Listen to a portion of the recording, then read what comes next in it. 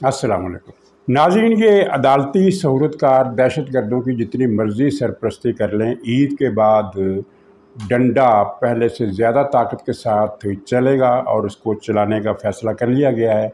और ईद से पहले कुछ अहम अफराद के ख़िलाफ़ मुकदमात फ़ौजी अदालतों में भेज दिए जाएंगे। ये अब तक की बड़ी डेवलपमेंट है।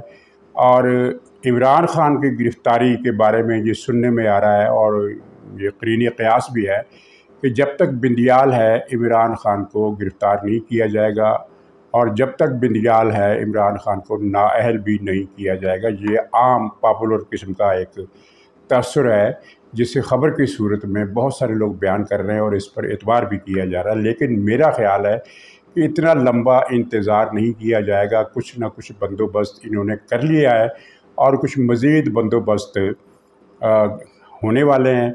और ईद से पहले कुछ अहम मुकदमात जो हैं वो फ़ौजी अदालतों में भिजवा दिए जाएंगे। कुछ लोगों की ईद जो है वो ख़राब होगी और ईद के बाद गिरफ़्तारियों का नया राउंड है।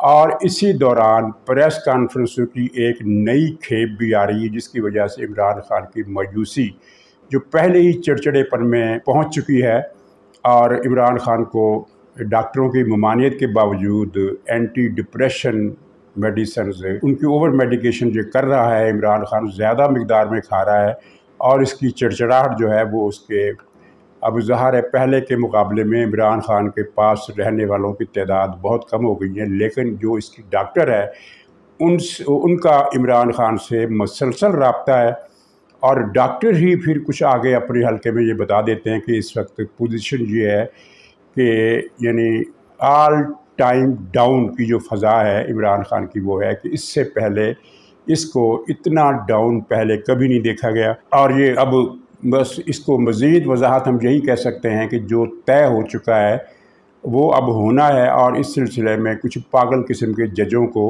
जो कि जुनूनी होकर इमरान ख़ान की हिफाजत के लिए सरबस्ता हो गए हैं। कमाल की बात है कि 18 मुकदमात में, 19 मुकदमात में, 16 मुकदमात में चंद घंटों के अंदर अंदर तमाम अदालतें उसको ज़मानत दे देती हैं और किसी केस में FIR को पढ़ने की जहमत नहीं की जाती। बस इमरान ख़ान हाज़िरी लगाता है और ज़मानत मंजूर कर ली जाती है। थोड़ी बहुत वो एक रस्मी कार्रवाई के तौर पर इसका जो वकील है वो दलाल दे देता है और दलाल कुछ इस किस्म के होते हैं कि जनाब इमरान ख़ान ने तो 92 का वर्ल्ड कप जीता था, इमरान ख़ान ने अस्पताल भी बनाया, इमरान ख़ान की माँ बीमार थी, इस तरह की बातें। और जज हजरात इन दलाइल को सुनकर इसके हक़ में फ़ैसले दे देते हैं। लेकिन इसका जो चिड़चिड़ापन है वो इस पागलपन की इस इंतहाई कैफियत को पहुंच गया है और उसके साथ उसकी बुज़दिली भी आश्कार हो जाती है। आप दो वाक़यात सुन लीजिए। एक वाक़े की ख़बर आपने, वो तो अखबारात में भी आ गई है, TV पर भी आ गई है कि इस पर भरी अदालत में पागलपन का शदीद दौरा पड़ा और ये उछल कर बिन बुलाए रोस्टर पर आ गया, जज के बुलाए बगैर, और जज भी हक्का बक्का होकर देखने लगा कि ये इस पागल को क्या हो गया। इंसदाद दहशत गर्दी की अदालत में ज़मानत की कार्रवाई थी और वकील अभी दलाइल दे रहा था तो इमरान ख़ान अपनी सीट से उछल कर सीधा रोस्टर पर गया है और वहाँ जाकर इसने तकरीर शुरू कर दी है कि 25 करोड़ पाकिस्तानियों का मैं लीडर हूँ और पता नहीं अजीब व गरीब किस्म की बातें। वो जज फ़ौरन मुस्तरब हुआ और उसने वकील से कहा कि ये इसे समझाओ, ये मुल्ज़म है, इसे यहाँ कर तकरीर करना शुरू कर दिया है, मुदाखलत कर रहा है, इसे बिठाओ। तो वकील ने फिर बड़ी मुश्किल से इसको अदालत में बिठाया। और ये एक पागलपन का मज़हर है क्योंकि कोई भी सेन आदमी किसी भी सूरत में जज के बुलाए बगैर रोस्टर पर जाता है, ना बीच में लुकमा देता है अपनी सीट पर बैठे बैठे। कोई देहाती आदमी हो जिसका अदालत से पहले कभी वास्ता ना पड़ा हो, उससे तो ये हरकत मुतवक्को हो सकती है। लेकिन इमरान ख़ान माशाल्लाह ये इसने अदालतों में ज़मानत कराने का एक 1000 साला रिकॉर्ड कायम कर दिया है। अब तक मेरे ख़्याल में इसकी कुछ 2000 के करीब ज़मानतें हो चुकी हैं। तो नाज़रीन, दूसरा पागलपन का दौरा आज से चंद रोज़ पहले पड़ा, जिसकी तफसील किसी को ज़ाहिर मीडिया में नहीं आई वो ख़बर। लेकिन अब वो अब्दुल क़य्यूम सिद्दीकी साहब जो हैं उनके प्रोग्राम में ये ख़बर ली कोई बड़ी मज़े की। अगर आपने सुन ली है तो ठीक है, अगर आपने नहीं सुनी तो मैं सुना देता हूँ। स्टेट ऑफ माइंड की मैं बात कर रहा हूँ। रिसेंटली पिछले हफ्ते اسلام آباد ہائی کورٹ میں وہ آئے کیس سننے کے لیے کہ ان کو باتھ روم کی حاجت ہوئی. ان کے وکیلوں نے چیف صاحب کے سیکرٹری ان سے ریکویسٹ کی کہ وہ چیف جسٹس اسلام آباد ہائی کورٹ کا واش روم استعمال کر سکتے ہیں. باتھ روم نہیں استعمال کر سکتے, ان کے سیکرٹری کا اپنا باتھ روم بھی ہے. تو انہوں نے کہا کہ ٹھیک ہے, وہ وہاں چلے گئے. سیکرٹری صاحب نے کہا آپ یہیں بیٹھ جائیں, اچھا بڑا کمرہ ہے. وہ بیٹھ گئے تو گفتگو ہو رہی تھی, وہ باتھ روم انہوں نے یوز کر لیا. اس کے بعد 2 صاحب آئے لا اینڈ جسٹس کمیشن کے, انہوں نے کوئی فائل سائن کروانی تھی, کوئی امپورٹنٹ تھی, کچھ ریلیزز تھے, فنڈز ریلیز کرنے تھے. تو انہوں نے کہا یہ چیف صاحب سے سائن کروا دیں کیونکہ ہمارے پاس ٹائم نہیں ہے. اس میں وہ آپ کو پتا ہے فنڈز کی ٹائمنگز کی ہوتی ہے ایشوز. وہ جب فائل اٹھا کے گئے چیف صاحب کے پاس تو عمران خان سمجھے یہ انٹیلیجنس کے لوگ ہیں اور یہ گرفتار کرنے کے لیے آئے اور اجازت لینے آئے چیف صاحب سے. وہ کہتے ہیں فواد چودھری صاحب سے بھی انہوں نے دھکا دیا ہے سیکرٹری کو, دروازہ کھولا ہے اور فواد چودھری سے زیادہ تیز سے بھاگے. اچھا, اور واپس کورٹ روم میں چلے گئے. خلاصہ اس کا یہ ہے کہ اس کو وہاں قضائے حاجت کی ضرورت محسوس ہوئی کیونکہ کمبخت کھا کر بہت نکلتا ہے, بہت زیادہ کھاتا ہے اور پھر روک نہیں پاتا. تو یہ اسلام آباد ہائی کورٹ کے چیف جسٹس کے سیکرٹری کے کمرے میں جا گھسا اور کہا کہ مجھے اپنا باتھ روم استعمال کرنے دو. اس نے کہا کر لو. یہ باتھ روم استعمال کرنے کے بعد فارغ ہو کر آیا واپس اور کرسی پر بیٹھا. اسی دوران 2 آدمی کسی اور معاملے کی, عدالتی معاملہ تھا, کوئی فنڈز کا معاملہ تھا, اس پر اس کے کاغذات پر دستخط کرانے کے لیے وہ سیکرٹری کے پاس آ گئے اور اس کے کان میں کہا کہ یہ کاغذات جو ہیں ان پر چیف صاحب کے دستخط کرا لاؤ. عمران خان نے یہ دیکھا اور یہ اس کی ذہنی حالت کی بھی کیفیت ہے اور اس کی بزدلی کی بھی کیفیت ہے. دونوں چیزوں کی عکاسی اس واقعے سے ہوتی ہے کہ اس نے یہ سمجھا کہ یہ دونوں آدمی مجھے پکڑنے کے لیے آئے ہیں اور سیکرٹری سے اب مشورہ کر رہے ہیں, دراصل اسے بتا رہے ہیں کہ ہم اسے پکڑنے آئے ہیں. حالانکہ کوئی بھی آدمی عمران خان کی جگہ پر بیٹھا ہوتا وہ یہ نہیں سمجھ سکتا تھا کیونکہ جو گرفتاری کے لیے آتے ہیں ان کی شکل و صورت چاہے وہ سادہ لباس میں ہو, ان کی تیور بتا دیتے ہیں کہ یہ گرفتاری کے لیے آئیں. اور وہ تو فائلیں دے رہے تھے سیکرٹری کو کہ ان پر دستخط کرا کے لاؤ. ان کے ہاتھ میں فائلیں تھیں, وہ کوئی گرفتاری کے وارنٹ نہیں تھے. عمران خان نے جیسے ہی ان کو دیکھا کہ وہ سیکرٹری صاحب کے کان میں خسر کر رہے ہیں, یہ سیٹ سے اچھلا اور دوڑ لگا دی. اور وہ ان کی رپورٹ ہے, جنہوں نے یہ واقعہ دیکھا انہوں نے کہا کہ جس تیز رفتاری سے فواد چودھری بھاگا تھا, عمران خان اس سے بھی زیادہ تیز رفتاری کے ساتھ بھاگا اور اپنی وکیلوں کے کمرے میں جا کر گھس گیا اور اپنے آپ کو بند کر لیا.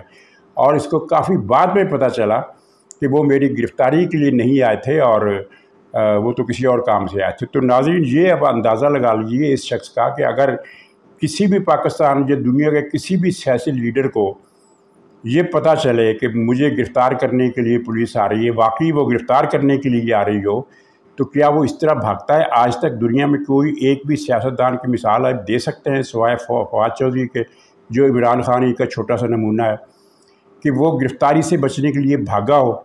اور یہ گرفتاری سے بچنے کے لیے اس کا پہلا واقعہ نہیں ہے. اس سے پہلے جب یہ وکلاء کی عدلیہ بحالی تحریک چل رہی تھی پرویز مشرف کے زمانے میں, تو ایک مکان میں پولیس آ گئی, پتہ نہیں وہ کسے پکڑنا چاہتی تھی یا وہ پکڑنے کے لیے آئی تھی کسی کو یا کسی اور کام سے آئی تھی. بہرحال اس نے کھڑکی سے دیکھا کہ پولیس آ رہی ہے تو یہ کمرے سے باہر نکلا, بھاگا, صحن عبور کیا, دیوار پر چڑھا اور دیوار سے پھلانگ کر سڑک پر چلا گیا اور وہاں سے رکشہ پر بیٹھ کر کسی دوسری جگہ پر یہ چلا گیا. اور اس کے دیوار پھلانگنے کا وہ فوٹو بھی موجود ہے آج تک. اور یہ وہ شخص ہے جو لوگوں سے کل پھر کہہ رہا تھا کہ خوف کی زنجیریں توڑیں.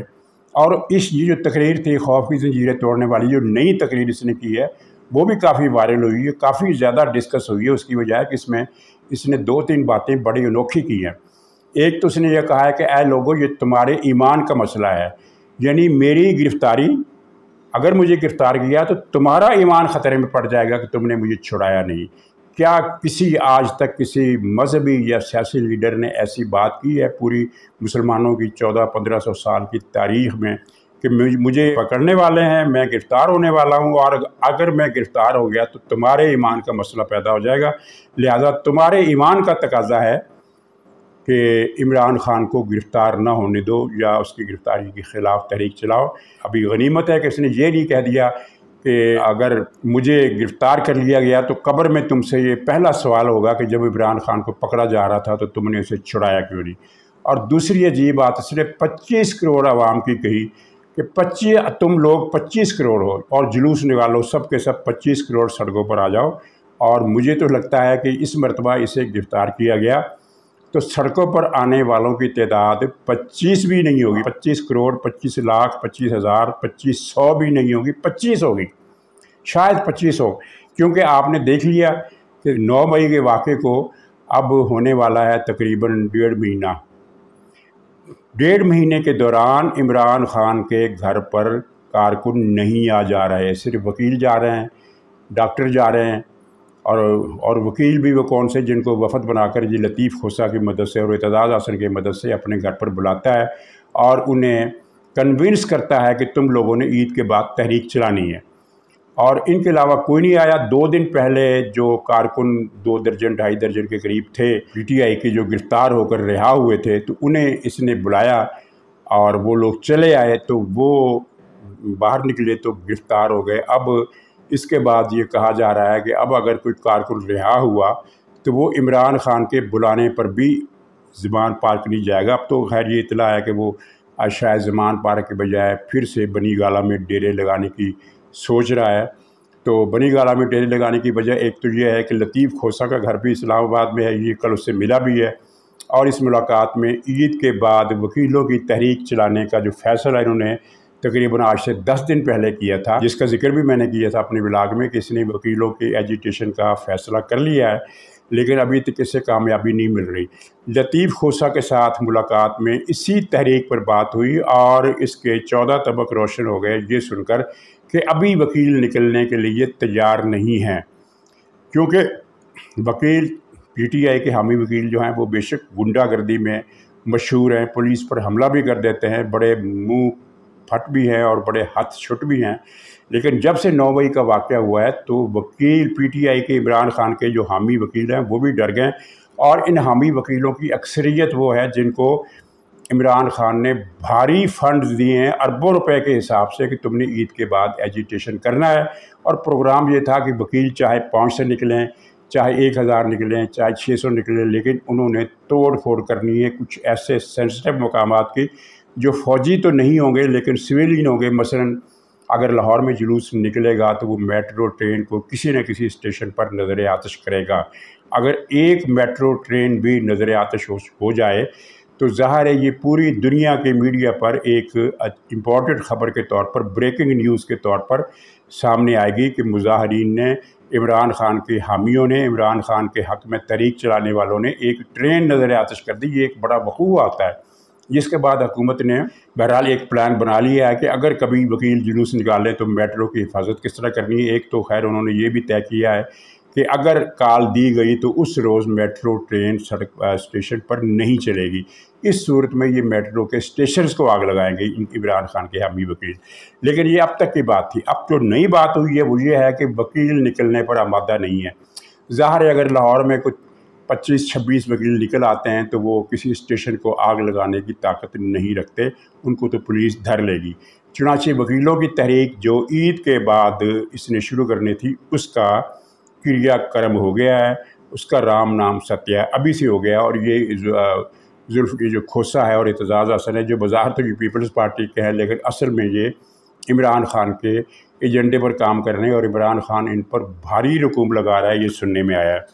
तो ये इसका पागलपन है कि 25 करोड़ आवाम सड़क पर निकले। नाज़रीन, अब एक तबसरा आया है, रूस का एक मीडिया ग्रुप है RT, कहा जाता है कि ये सबसे बड़ा मीडिया ग्रुप है। कभी इससे पहले रूस का मीडिया हमारे यहाँ इतना ज़्यादा कोट नहीं होता, इसलिए बहुत सारे लोगों को ये नाम कोई नया लगेगा RT। तो उसने एक तबसरा किया इमरान खान की सियासत पर और मजमूई तौर पर इमरान खान को नाकाम करार दिया। लेकिन उसका सिर्फ एक फ़िक्रा जो अहम है जिसको मैं पॉइंट आउट करना चाहता हूँ, और वो वही पॉइंट है जो हम भी अपने व्लॉग में नशर करते रहते हैं कि इमरान खान की ज़हनी हालत ठीक नहीं है। इसने लिखा है कि इमरान खान को अभी तक समझ में नहीं आ रहा कि उसके साथ हुआ क्या है। ये RT का तबसरा है और ये ज़हनी तौर पर उलझा हुआ शख्स है یہ کسی اس اخبار میڈیا گروپ نے سوال اٹھایا ہے کہ ایسا شخص ذہنی طور پر الجھا ہوا جس کو ابھی تک یقین نہیں آ رہا اور جس کو سمجھ میں نہیں آ رہی کہ اس کے ساتھ ہوا کیا ہے، کیا کسی مملکت کا یا حکومت کا سربراہ بن سکتا ہے؟ یہ ہے وہ سوال جو ہم بھی اٹھاتے رہے کہ یہ ذہنی طور پر بھی صدمات کی وجہ سے پاگل ہو گیا، اور صدمات تو اس کو ظاہر ہیں کیونکہ اس کی ذہنی حالت یہ تھی کہ اس نے 1.5 سال پہلے تک یہی کہتا تھا نا کہ فوج مجھے ہٹانے کا سوچ بھی نہیں سکتی، اس لیے کہ فوج کے پاس میرے علاوہ کچھ چوائس ہی نہیں ہے، یعنی میری حکمرانی کا واحد میرٹ یہ ہے کہ میرے علاوہ ان کے پاس کوئی چوائس نہیں ہے۔ پھر سب نے دیکھ لیا کہ چوائس ایک نہیں بہت سارے نکل آئے۔ ناظرین، آخر میں وہ جو تلمبے کا راسپوٹین ہے اس کے بارے میں ذکر کرنا ہے۔ میں نے کئی مرتبہ یہ کہا کہ یہ مشکوک العقیدہ آدمی ہے، یہ مسلمان بنا ہوا ہے لیکن اس کا عقیدہ مشکوک ہے۔ کسی کی عقیدے کے بارے میں ایسی بات کرنا بڑا ذمہ داری کی بات ہوتی ہے، اور اس طرح کی بات کرنے سے پہلے کچھ نہ کچھ آپ کے پاس یقین کرنے کے لیے کچھ وجوہات کا ہونا ضروری ہے، اور جو کہ میرے پاس ہیں، اور ظاہر ہے میں وہ ان سب چیزوں کو بیان نہیں کر سکتا۔ لیکن تلمبے کا راسپوٹین کل لندن میں قادیانی خلیفہ کی خاص درباری کے دربار میں حاضر ہو گیا۔ وہی نیلا پیلا مسرت جو ہے آپ دیکھتے ہیں، اس کی تصویریں آپ نے دیکھ لی ہوں گی، میں تصویریں ان کو یہاں نہیں دکھا رہا، آپ نے اس کی تصویریں دیکھ لی ہوں گی۔ تو یہ نیلا پیلا مسرت جو ہے یہ سکہ بند قادیانی ہے، اور نمبر 2 یہ وہی شخص ہے جس نے کوئی چودھری چیکو ہے کراچی کا، یہ کہاں کا، اس کے اور شیخ رشید کے بھائی کے ساتھ مل کر ان چاروں نے مسجد نبوی کی توہین کا پلان کیا اور توہین کے مرتکب ہوئے، یعنی صرف پلان ہی نہیں کیا بلکہ اس کا ارتکاب بھی کیا۔ شیخ رشید نے ایک دن پہلے یہ پلان لیک کر دیا تھا کہ کل ہم مسجد نبوی کی حرمت پامال کریں گے۔